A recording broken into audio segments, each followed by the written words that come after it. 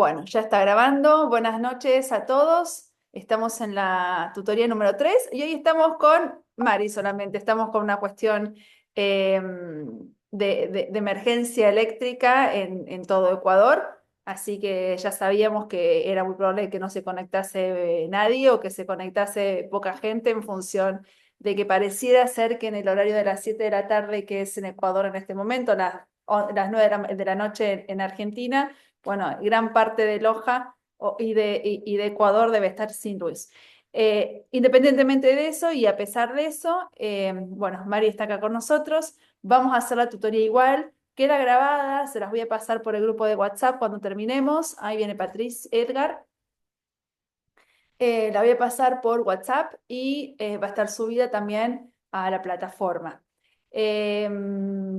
También les quería comunicar, ustedes ya lo saben, pero les quería comunicar que todas las actividades que tienen que presentar de la unidad 1, le vamos a cambiar la fecha y la van a poder presentar entre el domingo y el lunes, ¿sí? Vamos a poner todo como última fecha el lunes.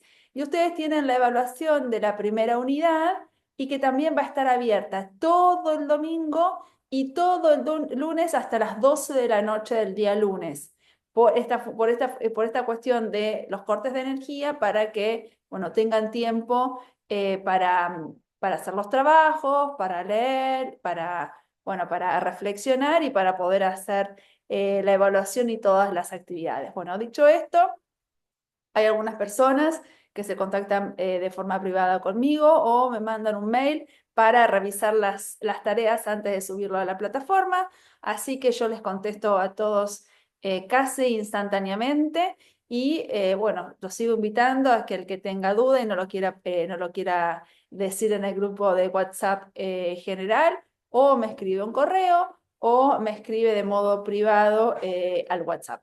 Bueno, dicho esto, vamos a hacer la presentación, vamos a pasar les voy a compartir la presentación que tenía preparada para hoy. Hoy vamos a ver un poquitito de hablar sobre de qué contexto estamos hablando hoy, o el contexto en que nos está tocando vivir hoy como sociedad. Vamos a hacerlo, es decir, lo vamos a dejar planteado en profundidad y vamos a terminar con unas preguntas que van a ser las disparadoras y las generadoras de la unidad 2 que vamos a empezar el sábado a mitad de mañana. Recordemos que el sábado en la primera parte de la clase vamos a terminar lo que es la asignatura 1 y en la segunda parte de la clase vamos a empezar con lo que es la unidad 2. Bueno, entonces, vamos a compartir, vamos a ver. En este caso que nos está tocando hoy estudiar y en el contexto histórico que nosotros estamos viviendo, bueno, vamos a hacer un rastreo sobre la modernidad clásica y la globalización, el neoliberalismo y la posmodernidad, que es el contexto en donde nosotros estamos trabajando hoy, en donde nos estamos formando hoy, en donde estamos viviendo hoy. Ahí esperen que me parece que hay alguien que está queriendo entrar. A ver, un segundo.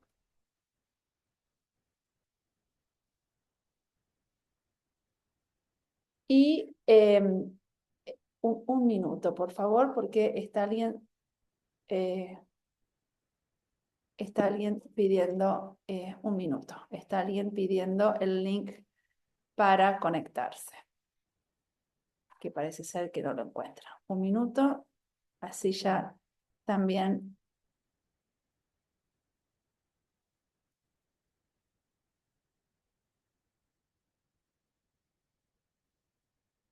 Un segundo. Así se lo compartimos de nuevo a la compañera que lo está solicitando por WhatsApp. Un minuto. Ahí está. Bueno, entonces, volvemos acá.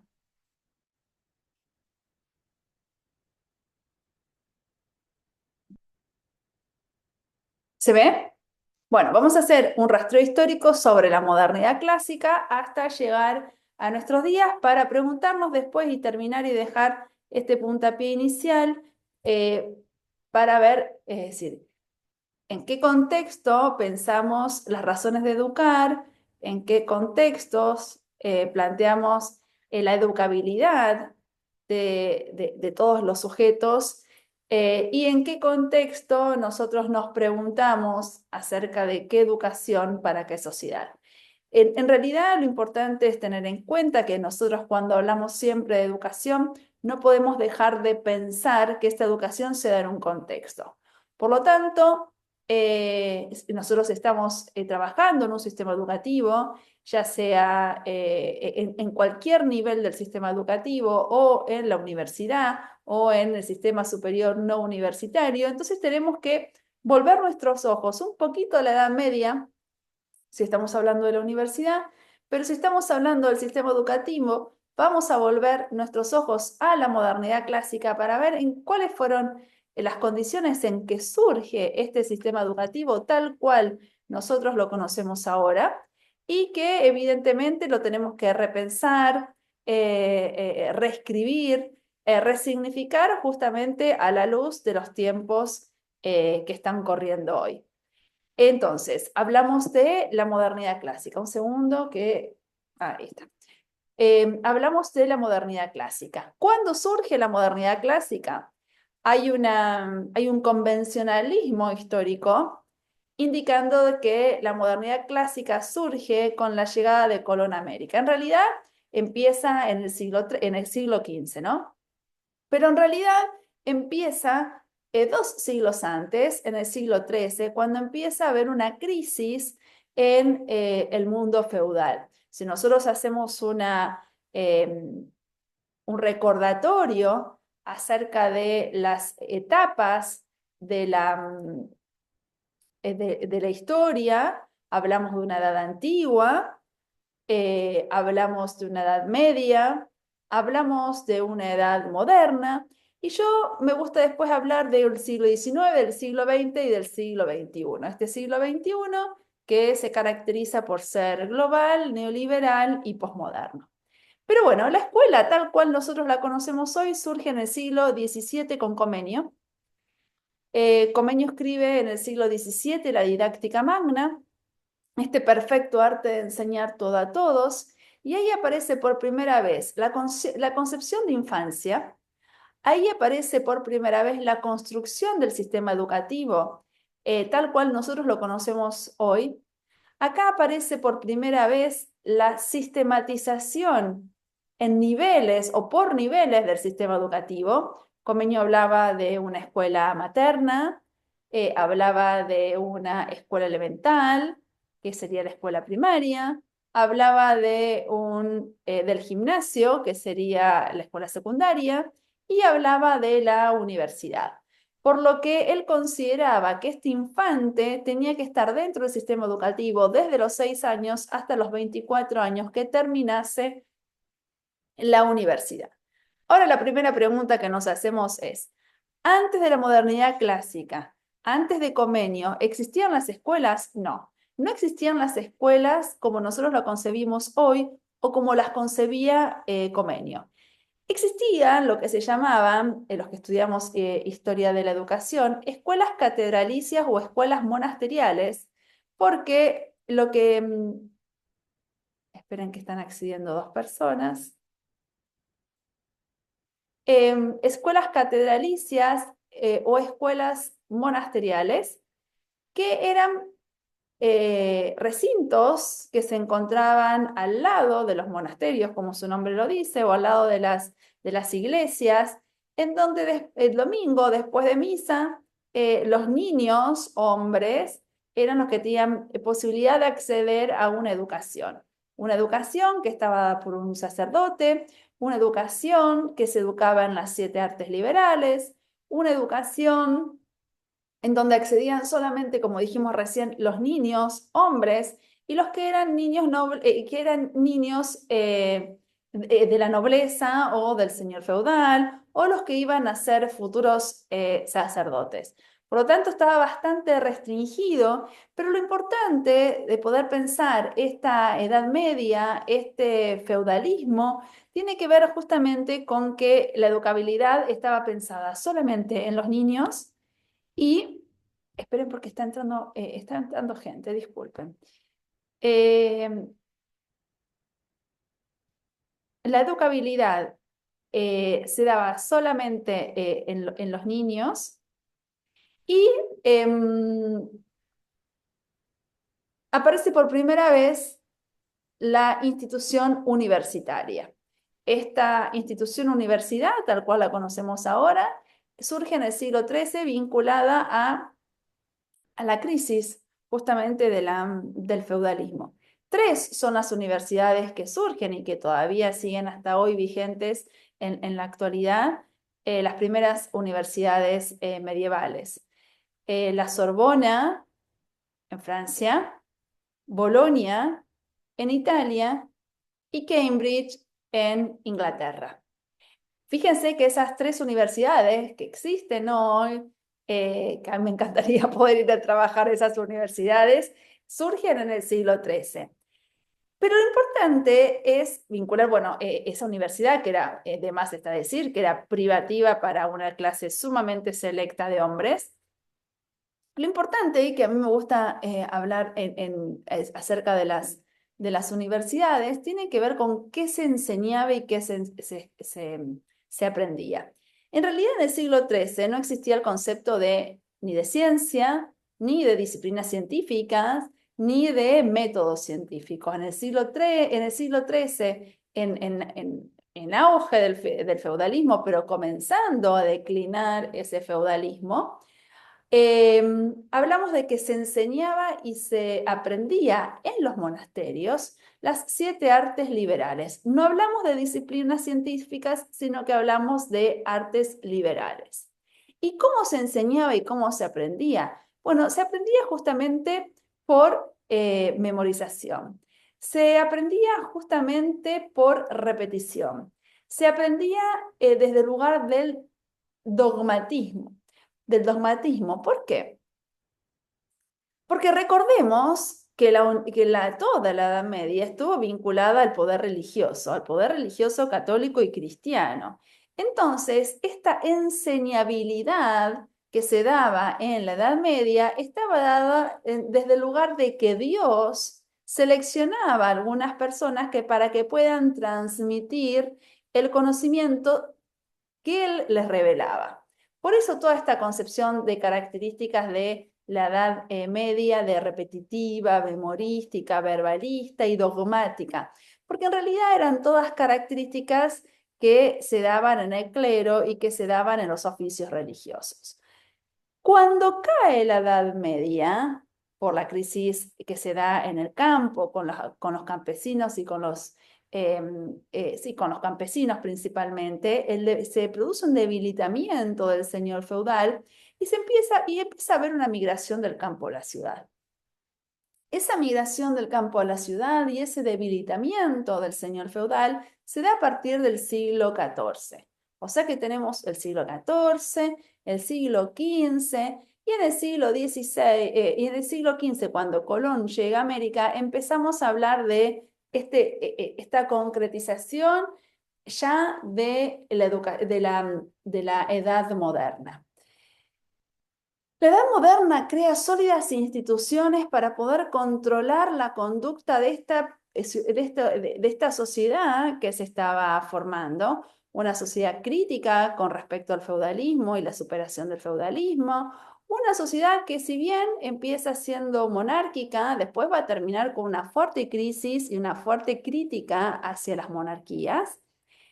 Pero lo importante y lo que a mí me interesa que nosotros podamos saber de esta modernidad clásica tiene que ver justamente con la construcción de sólidas instituciones modernas que se construyen para poder controlar la conducta de los ciudadanos. Acá aparece Zygmunt Bauman, que seguramente ustedes lo conocen, Morán, Sennett, Bartra, el mismo Byung-Chul Han, que plantean, bueno, justamente la crisis, son todos unos estudiosos de la modernidad clásica, y plantean cómo se fue constituyendo esta modernidad clásica, cuáles son las instituciones que se crean para controlar la conducta.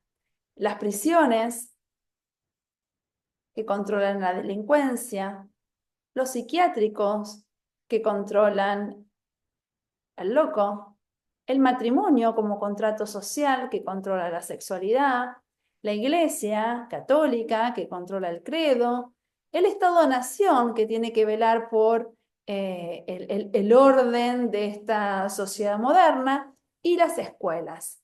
Las escuelas que tienen que controlar y que tienen que, sí, controlar justamente la conducta y la ignorancia.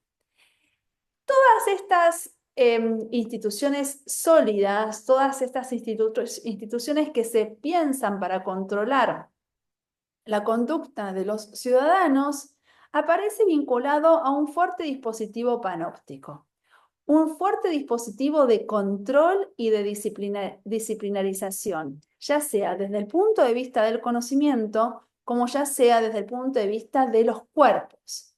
Recordemos que el surgimiento del sistema educativo con convenio en el siglo XVII habilitaba los castigos corporales en las escuelas. ¿Sí? Había una fuerte disciplinarización, no solamente de lo que se enseñaba, lo que se transmitía vinculado al contenido escolar, sino que también había una fuerte disciplinarización de los cuerpos en función de los castigos que justamente castigaban la no obediencia o la falta de conducta. Al mismo tiempo se planteaban también premios en función de si uno hacía las cosas bien. Toda esta, y en esta sociedad moderna aparece también una categoría muy importante, que es la que nos interesa a nosotros, que tiene que ver con la categoría del infante. El infante surge a partir de la construcción del sistema educativo. Es este infante que el Estado tiene que proteger. ¿Y desde qué lugar lo protege el Estado? Bueno, justamente lo protege desde el punto de vista de que va a ser un ciudadano, desde el punto de vista del cuidado, desde la salud, desde el punto de vista de una familia y desde el punto de vista de su educabilidad. Entonces, esperen un segundo que está entrando más gente, por favor. Un minuto. Un minuto, disculpen. Ahí está. Este infante que tiene que ser protegido, pero que también tiene que ser controlado. En ese contexto surge la escuela. Fíjense que es un contexto totalmente diferente en el siglo XVII, insisto, en plena modernidad clásica, que es un contexto totalmente diferente al contexto de la Edad Media, en donde en el siglo XIII surgen las universidades. Por lo tanto, vamos a ir un poquitito más adelante y después vamos a volver a la diapositiva de recién. ¿Cuáles son las características que fundan este discurso y esta narrativa de la modernidad clásica?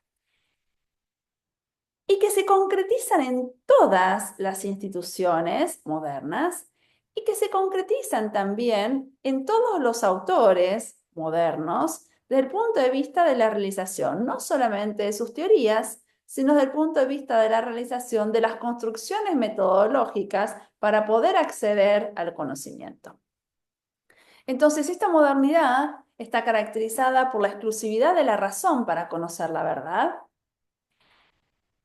Los conocimientos son científicos si solo si se pueden traducir en términos o en fórmulas matemáticas. Los conocimientos para ser científicos tienen que ser objetivos y comprobables y mensurables empíricamente. Otra de las características fundamentales de la modernidad clásica tiene que ver con la libertad incondicional del hombre para regir su destino. Y otra de las características es que la democracia es la mejor forma de vivir en la sociedad. También hablamos de que el discurso de la modernidad clásica es determinista, es homogeneizante, es universalista y plantea neutralidad valorativa. Todas estas características que yo estoy nombrando, que constituyen las narrativas de la modernidad clásica, evidentemente es una fuerte crítica a todo el movimiento anterior, vinculado y cerrado y dogmatizado en la figura de la Iglesia y de Dios. Todas estas características se construyen a partir del siglo XVII, con Descartes en la filosofía, con Comenio en la pedagogía. En el siglo XVIII se afianza con el concepto de método científico de Newton y continúan hasta el día de hoy. Pero yo quiero que ahora nos vayamos al lado derecho de la pantalla para hablar de las rupturas epistémicas del siglo XX. ¿Por qué? Porque este discurso de la modernidad clásica, sólido, coherente, rígido, controlable, mensurable, que pensó a la sociedad que esté siempre ordenada y que si la sociedad estaba ordenada llegaba a un progreso ilimitado, este lema de orden y progreso propio que constituye el discurso, el primer discurso de la sociología como ciencia, se empieza a debilitar. ¿Cuándo se empieza a delimitar esta narrativa de la modernidad clásica? A fin del siglo XIX y principios del siglo XX. A fin del siglo XIX aparecen lo que nosotros llamamos las rupturas epistémicas de principios del siglo XX. ¿Y por qué hablamos de rupturas epistémicas de principios del siglo XX? Porque aparecen dos personajes en la historia que patean el tablero de la modernidad clásica. Porque empiezan a trabajar con categorías que no se pueden medir y que no se pueden controlar. Uno es Freud con su inconsciente y otro es Einstein, que empieza a revisar toda la teoría de Newton. Aparecen nuevas categorías de análisis de la mano de la matemática y de la física y de la química, que son categorías que no se pueden controlar. Y se inaugura una época, no de descontrol, sino de la construcción de nuevas categorías para poder entender todo lo que estaba pasando en la sociedad y que lo que estaba pasando en la sociedad no podía ser predecido, no lo podíamos prever, no lo podíamos anticipar y no lo podíamos controlar. ¿De qué estamos hablando? Estamos hablando específicamente de hechos históricos. La Revolución Rusa, principios del siglo XX, Revolución Rusa, Primera Guerra Mundial, crisis del año 30, Segunda Guerra Mundial, la construcción del muro de Berlín, la llegada del hombre a la luna, el movimiento hippie, la caída del muro de Berlín. En el medio, categorías de análisis novedosas para poder explicar la realidad, como ser el caos, el azar, lo indeterminado, los fractales, las lógicas alejadas del equilibrio, Piaget y la interdisciplina. Bueno, fíjense todas estas categorías de análisis que yo estoy nombrando que plantean una relación con lo social y con el conocimiento desde un lugar distinto a la tradición heredada de este orden y progreso. Entonces, este contexto y este devenir nos tiene que ayudar a pensar también que justamente todas las corrientes pedagógicas que nosotros estuvimos viendo, que ustedes tienen para leer, en el contexto este en que está ambientado la película que tienen que mirar, todo lo que estamos compartiendo en clase, están haciendo referencia a, primero, a una teoría educativa, a una corriente pedagógica, una teoría educativa tradicional que surge con Comenio en la modernidad clásica, pero antes estaba, mientras que esperábamos a la gente que se está conectando, estábamos hablando con Mary, todas las corrientes pedagógicas que surgen a partir del siglo XX, justamente porque, como ruptura epistémica, como una superación a los postulados rígidos de la modernidad clásica.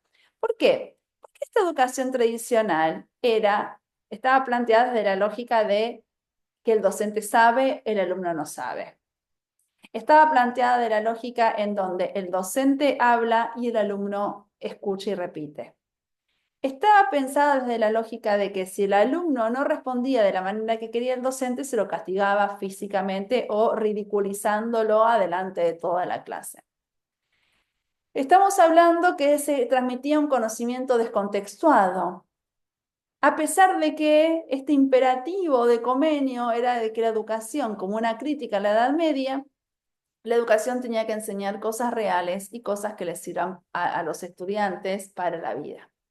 Entonces, desde esa escuela tradicional que surge en el siglo XVII, pero que ahora estamos en el siglo XX, se empieza a ver los pedagogos empiezan a plantear una crítica. ¿Por qué? Porque ya no estábamos en el siglo XVII, sino que estábamos en el siglo XX y necesitábamos reformular la educación en función de lo que estaba pasando en la sociedad. Entonces tenemos corrientes no directivas, tenemos la pedagogía, en este orden, corrientes no directivas, las pedagogías críticas y las pedagogías postcríticas. En el siglo XIX, entre el siglo XIX y también principios del siglo XX, tenemos la escuela positiva. Entonces, si pensásemos hacer una historia de las corrientes pedagógicas, podríamos hablar de una escuela tradicional, de una escuela positiva, de una teoría crítica, de unas corrientes no directivas, de unas teorías críticas y de unas teorías postcríticas. Ese sería el desarrollo cronológico de las teorías pedagógicas en función de el devenir de la historia. ¿Por qué? Porque cuando nosotros vivimos un cambio de época, como el que estamos viviendo hoy, necesariamente tenemos que cambiar los ojos con los cuales miramos a la educación. Porque ahora la pregunta sería, ¿qué educación para qué sociedad? En realidad la pregunta siempre fue la misma, ¿qué educación para qué sociedad?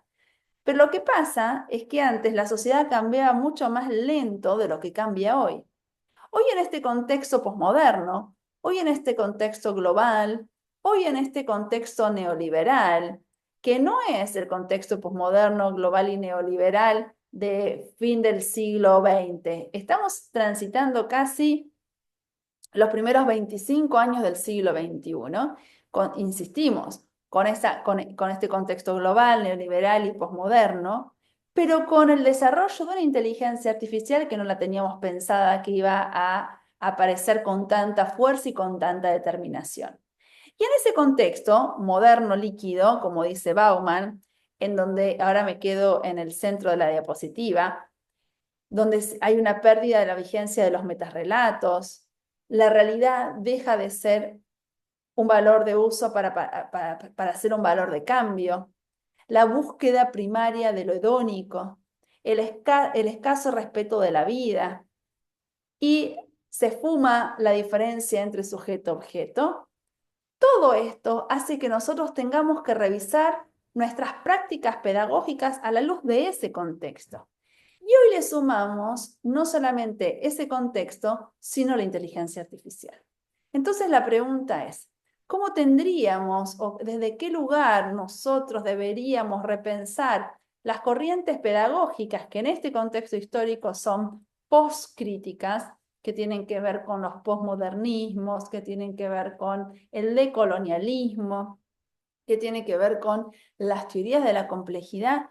¿Cómo en este contexto de teorías pedagógicas postcríticas nosotros tenemos que revisar algunos de esos postulados en una época o en una sociedad con una fuerte vigencia, impronta y sí, una fuerte impronta determinante de la inteligencia artificial? Entonces, ¿qué educación para qué sociedad? ¿Y qué es lo que se debería de enseñar en el sistema educativo y en la universidad? Porque si nosotros seguimos con la lógica de que la educación tiene que formar para la vida, y si nosotros seguimos en esa lógica, que la educación tiene que servir para la vida y para la sociedad, fantasiemos y pensemos y hagamos un ejercicio de prospectiva. ¿Cuál sería la sociedad? Porque nadie se vio venir la inteligencia artificial. Por primera vez en la historia no sabemos cuál va a ser la sociedad. Entonces, hay que pensar prospectivamente nuestras prácticas pedagógicas. Me quiero detener acá en algunas cuestiones que me parecen importantes para poder pensar el contexto en el cual estamos viviendo hoy. Nosotros dijimos que estamos en un contexto global, posmoderno y neoliberal. ¿Y cuáles son las categorías que se definen para que este contexto, para poder definir este contexto? Se redefinen las categorías de tiempo, de espacio y la relación sujeto-trabajo. Esto es lo que caracteriza a este contexto global. ¿Por qué se definen las categorías de tiempo, de espacio y de la relación sujeto-trabajo? Y vamos a ponerlo en términos de nosotros. El tiempo es aórico. El tiempo de nuestras infancias y de nuestras juventudes es aórico. Nadie puede pensar a largo plazo, porque a largo plazo no existe. Nadie dice, bueno, yo cuando sea grande quiero. Porque nadie quiere ser grande.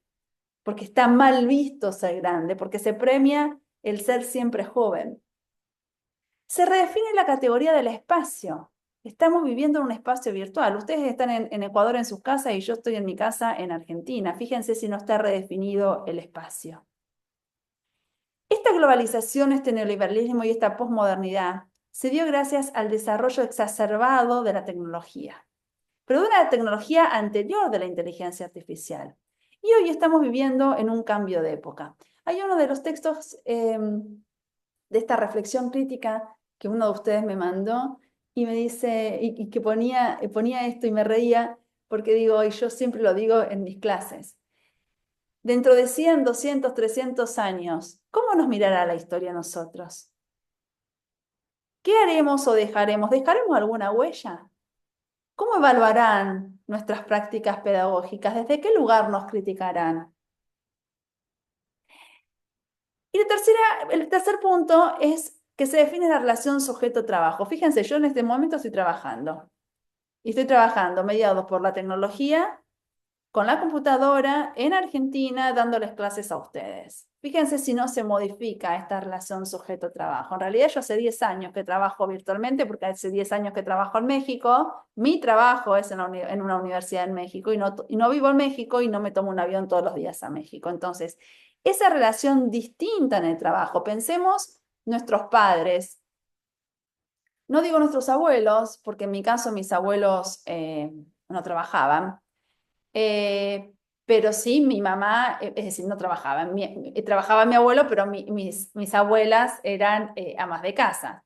Pero mi mamá ya empieza con la generación de que las mujeres empiezan a trabajar por fuera de la casa, ¿no?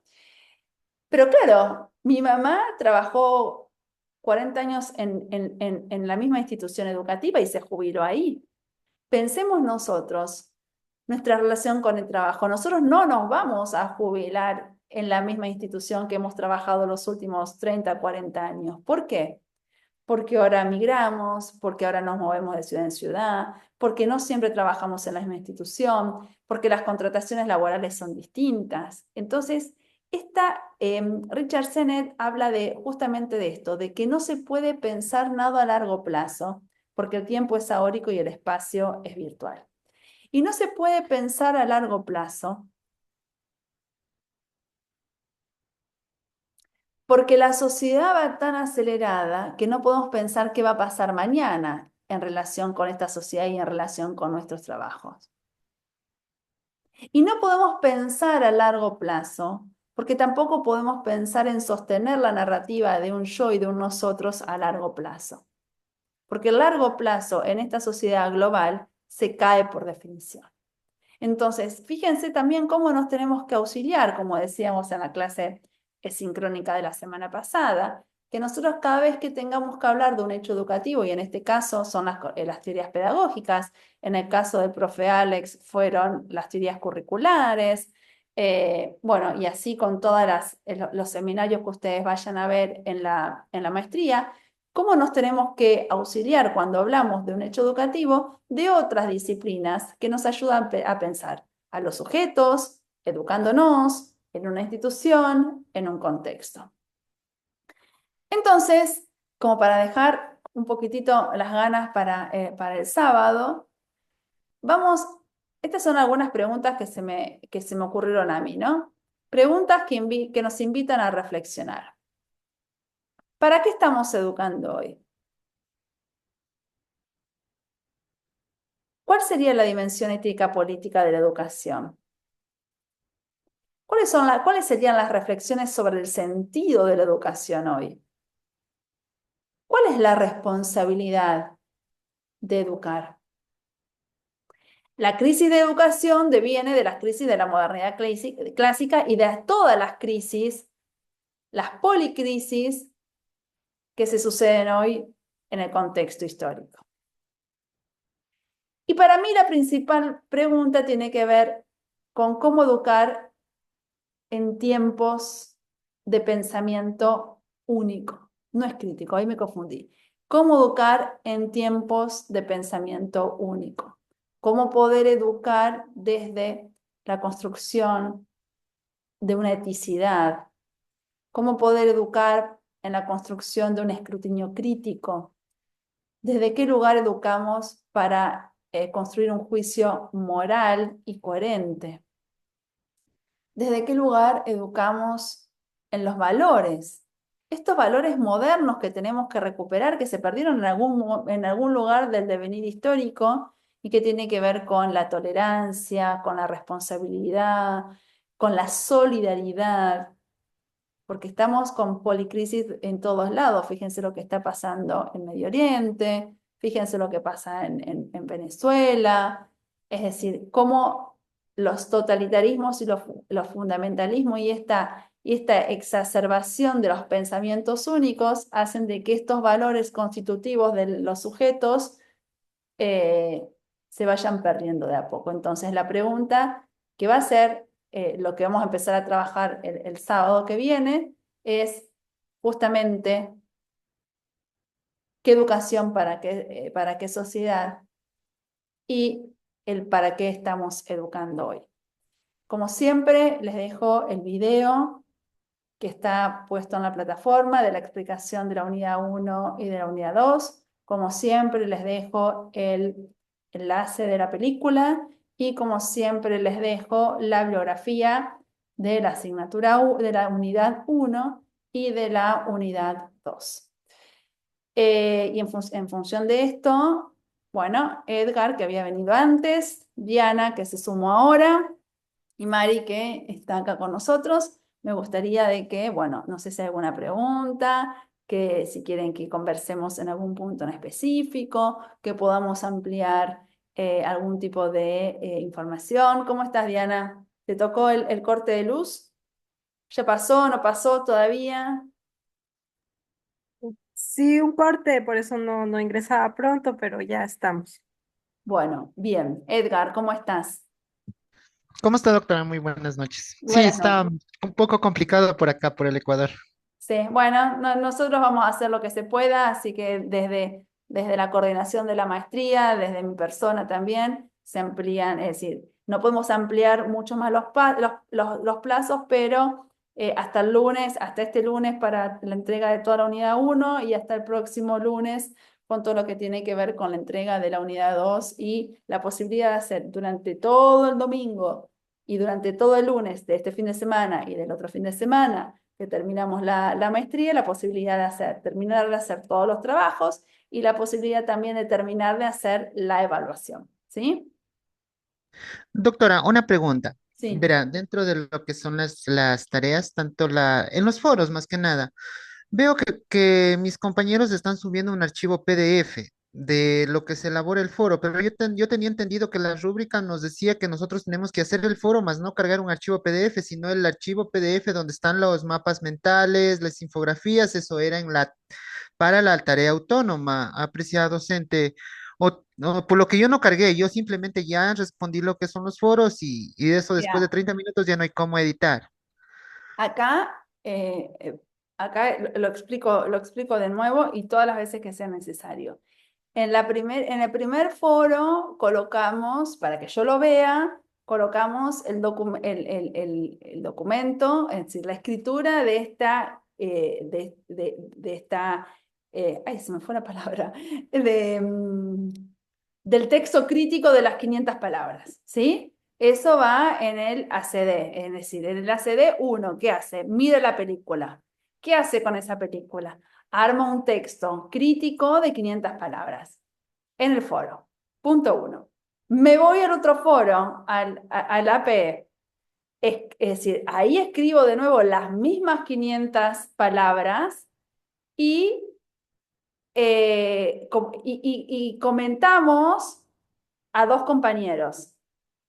Y en el autónomo, ahí se sube el archivo o se pega una foto, como quieran, me da exactamente lo mismo, porque la verdad que sea un archivo, que sea una foto, que sea escrito, me da exactamente lo mismo en función de que esté realizada la tarea. Y en el autónomo es la pegada o la subida del archivo de este organizador mental que es producto de todas las lecturas y de todo lo que nosotros hayamos visto en clase, ya sea desde el punto de vista de lo que yo digo oralmente, desde el punto de vista de lo que se puede generar en las discusiones y desde el punto de vista de lo que también presenté en las presentaciones de PowerPoint.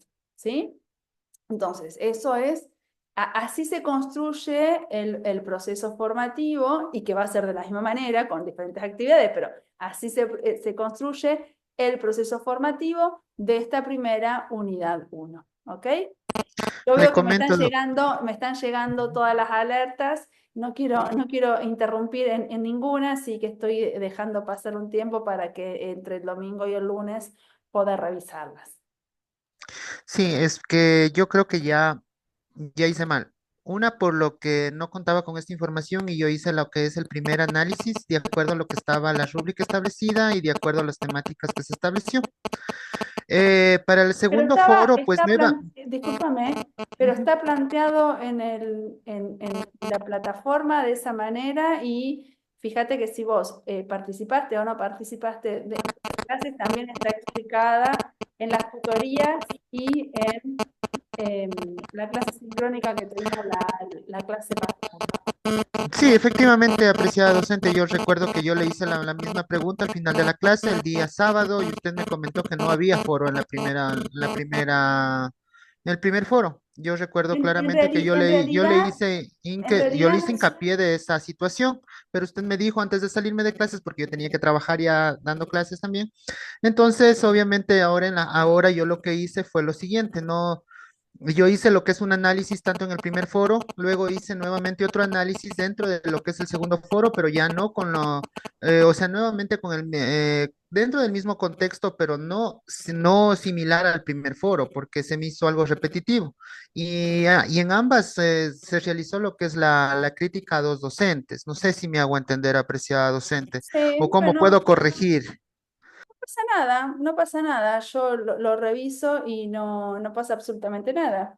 Sí, en realidad, lo que se evalúa en el segundo, en el AP, es justamente el comentario de los dos compañeros. Si vos hiciste el comentario a dos compañeros, eso, es decir, no puedes hacer el comentario a tres, no puedes hacer el comentario a uno, tenés que hacer el comentario a dos compañeros. Así que si vos ya hiciste el comentario a dos compañeros, es suficiente. Eh, está cumplida la consigna, porque en realidad la consigna dice subir en el foro y comentar a dos compañeros. Si vos lo subiste y lo comentaste a dos compañeros, listo, ya está. Ah, Aparte, ya, listo. tengan en cuenta lo siguiente. Yo tengo una formación crítica. Entonces, a mí no me gustan que me encorseten desde ningún lugar. Entonces, yo voy a leer y voy a saber entender lo que cada uno escribió, ¿sí? Así que si vos subiste un texto crítico en la uno y subiste y te confundiste un texto crítico 2 distinto en la 2, pero comentaste a dos compañeros, no pasa nada, ¿sí? Igualmente, es un mapa conceptual, es un cuadro comparativo, es un esquema que relacione conceptos, no resumen, porque el esquema que relaciona conceptos a mí me muestra el cerebro de ustedes. y el modo en que ese cerebro aprendió en función de las relaciones entre las categorías de análisis. ¿Sí? Porque los textos yo ya los conozco y mejor que los autores no lo va a decir nadie. Entonces, como los autores, y mejor que los autores no lo van a decir, yo los textos los conozco, ustedes tienen que leerlos y recuperarlos de algún modo, en vez de hacer tres preguntas cerradas que a ustedes no les sirven, a mí tampoco, porque leo la primera y estoy bien, la leo a Diana y estoy bien, la leo a Mari y estoy bien, y cuando te llego a vos, Edgar, ya estoy cansada de leer siempre las mismas respuestas. Por lo tanto, me parece que, o me pareció importante, yo uso mucho esta cuestión del mapa conceptual, porque a pesar de lo que piensa mucha gente de que es una pavada, no es tan fácil organizarlo, porque si vos haces mal las relaciones entre las categorías de análisis, significa que vos no entendiste, o que entendiste mal, o que no lo leíste. Entonces, y aparte, lo interesante es que el mismo texto, 30 personas distintas son 30 cosas distintas. Y yo digo, ay, mira vos cómo lo pensó él, ay, mira cómo lo pensó Diana, ay, no se me hubiera ocurrido nunca. Entonces uno entiende la lógica y se pone en la cabeza del otro para ver el gráfico que está mostrando, indica lo que se entendió y de la forma en que se entendió. Y eso, y eso posibilita mostrar, evidentemente, cómo construye cada uno su relación con el conocimiento. Y eso es fantástico. Ya, gracias, Doc. No, eso estaba yo con esa duda, entonces, no, yo en realidad realicé los dos comentarios, tanto en el foro uno como en el foro 2, entonces, o sea, pero igual, o sea, es de lo que usted nos ha enviado. Bien. Diana, ¿algún comentario? Mary, no, Mari y está Mayra. Hola Mayra, buenas noches. Doctora, Doctora, yo tengo buenas una noches. pregunta. Sí, ¿quién? ¿Mayra o Mari? Las dos. Ah, bueno, a ver, de a una Doctora, entonces. verá, donde dice bibliografía y aparece el link Drive, no se abre, dice que se necesita un permiso. Cliquealo, cliquealo y me sale en el correo y yo te doy el permiso. ¿Sabes lo que pasa? Yo puse como que eran, y ahí me di cuenta. Ahora se los voy a cambiar, pero necesito que me lo manden ustedes. Yo puse miembros de la Universidad de Loja. Ustedes no tienen el mail de la Universidad de Loja, ¿no es cierto? Todo el mundo tiene su mail, un mail distinto. O ¿Cómo está, Doc? Tenemos un Verá, correo para poder tienen un mail ingresar. institucional. sí, pero doctora, en realidad nosotros estamos trabajando con el correo institucional y nos está pidiendo el acceso a nos pide lo que es Una clave una pide. clave. Entonces, valdría que le modifiquen la partecita de superior que le ponga para cualquiera con el enlace, porque si usted le pone solo Universidad Nacional de Loja, creo que no está surtiendo efecto, porque yo también tuve ese problema, más bien me tocó buscar de otro lugar. Y no se me abrió lo que era el archivo Bien. porque siempre me pide lo que es acceso, les va a salir la pantallita. Y pide Eso, una clave apreciado de doctor. acceso. Sí, perfecto. Yo creo que ahí me equivoqué yo porque supuse que tenían todo, y cuando empezaron a mandar la solicitud de acceso, digo, claro, no deben ser todos de la Universidad de Loja, no deben tener todos el correo institucional de la Universidad de Loja, y por eso me están solicitando el pedido. Mándamelo porque yo ahora entro en el mail y te doy el acceso, y ahora las cosas que tenga que subir los pongo para que lo pueda ver cualquiera que tenga el enlace. ¿Sí? Muchas gracias. No, de nada. Mayra, Doctora, buenas noches. No, la verdad que ya solventó mi duda con la pregunta de la compañera. Muchas gracias. no, de nada. Bueno, no sé, ¿qué otra cosa? Qué les quedó en el tintero? ¿Alguna pregunta, alguna duda? ¿Cómo van con las lecturas? ¿Alguna consulta con respecto a las lecturas? ¿Algo que estén viendo de las tutorías anteriores o de la clase sincrónica que quieran que, bueno, expliquemos más en profundidad o lo expliquemos distinto? O si quieren que les dé algún más material bibliográfico que les interese.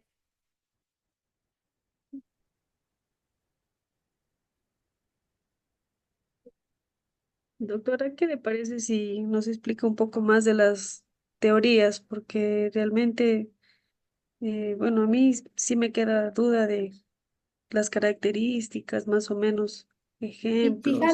Fíjate que en el PowerPoint que dimos el sábado están clasificadas las teorías y están las características de las mismas. A ver, la escuela tradicional surge en la modernidad clásica, con las características que estábamos nombrando recién, centrada en el docente es el que sabe, el alumno es el que no sabe, por lo tanto es verbalista, repetitivo, es mecanicista. El conocimiento que se plantea desde el punto de vista de la fragmentación, es un conocimiento que no tiene relación entre lo que yo sé y el conocimiento nuevo. La base psicológica tiene que ver con el conductismo. Se plantea una educación para una sociedad que necesita de un orden y un progreso. Esta escuela tradicional tiene el método comeniano para la transmisión de ese conocimiento basado en el método de la didáctica, porque justamente esa escuela tradicional surge a partir del sistema educativo que piensa Comenio.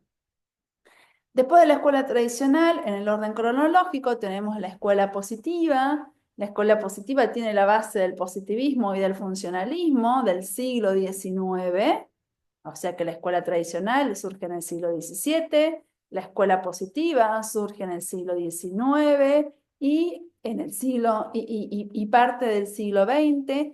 Plantea también a la sociedad como un todo cerrado, ordenado. Y sí, Edgar, decime. Mi querida profe, porque yo les sugiero para mañana que nos ayude, digamos, explicándonos todas esas teorías que debemos aplicar para la tarea de aprendizaje autónomo. Porque le digo, está muy interesante y yo ya tengo que salir, ya que a mí se me va la luz bueno, acá es a las 8 de la noche.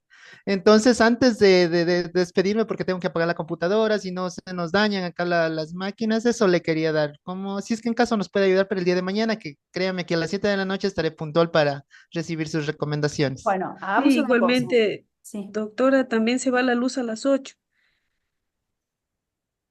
¿Se les va la luz ahora a las 8? Entonces en la Sí, Sí, consulta que tengo del otro grupo a las 8 no va a venir nadie. Voy a depende hacer de es la, que de la es por zona, depende, sectores. depende de los sectores, depende de la ciudad, depende Bueno, de todo, de escuchen, todo. antes de que se vayan vamos a sacar una foto de la evidencia. No sé si Mayra puedes encender la cámara antes de que se les vaya la luz. Peinate, Edgar, está divino. A ver, ahí está. ¿Listo? Saco foto. Ahí está. Porque ahora las pongo en el PowerPoint que les compartí recién.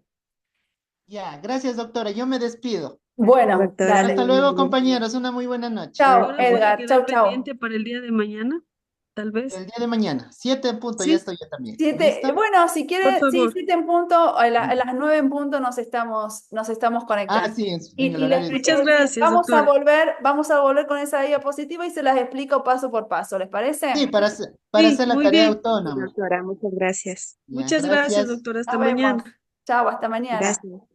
Chau, chau.